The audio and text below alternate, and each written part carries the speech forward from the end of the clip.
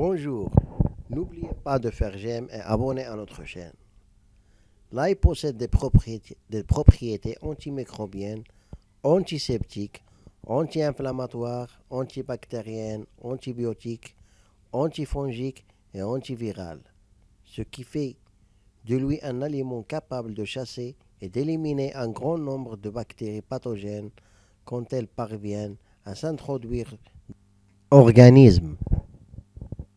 L'ail est donc un allié de taille pour lutter contre de très nombreuses maladies infectieuses comme le rhume, l'angine de poitrine, le mal de gorge, mais également l'acné ou les verrues grâce à ses vertus purifiantes. Et vient des cancers.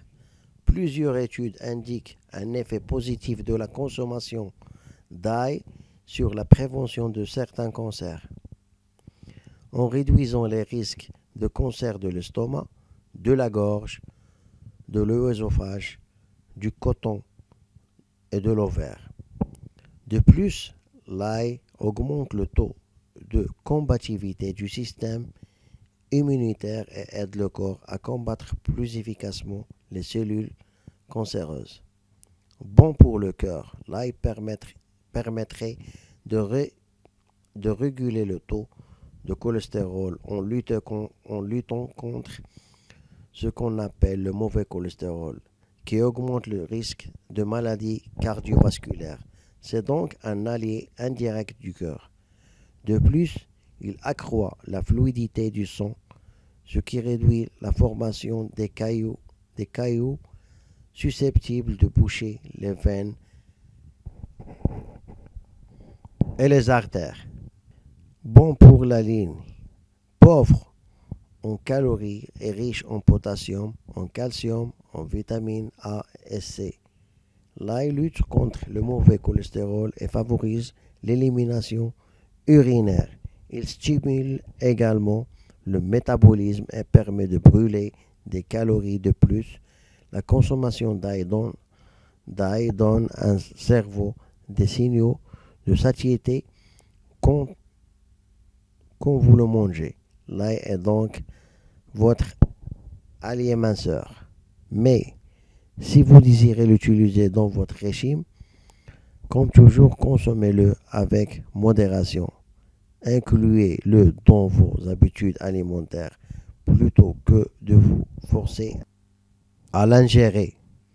L'ail peut entraîner des problèmes d'indigestion, des diarrhées et une mauvaise haleine.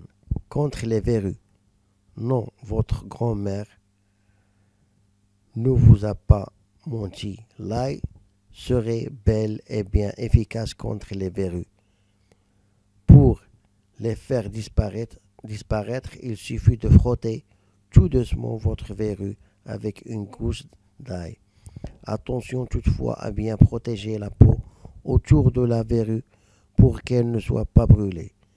Un remède à répéter jusqu'à la disparition totale de la verrue. Contre l'acné, toujours selon nos très chères grand-mères, appliquer une gousse d'ail directement sur nos boutons d'acné pourrait faire des miracles. Les vertus antiseptiques et antibactériennes de l'ail permettraient d'éviter les inflammations de la peau. Pour le beau cheveu, riche en allicine, l'ail lutte contre les pellicules et la chute des cheveux.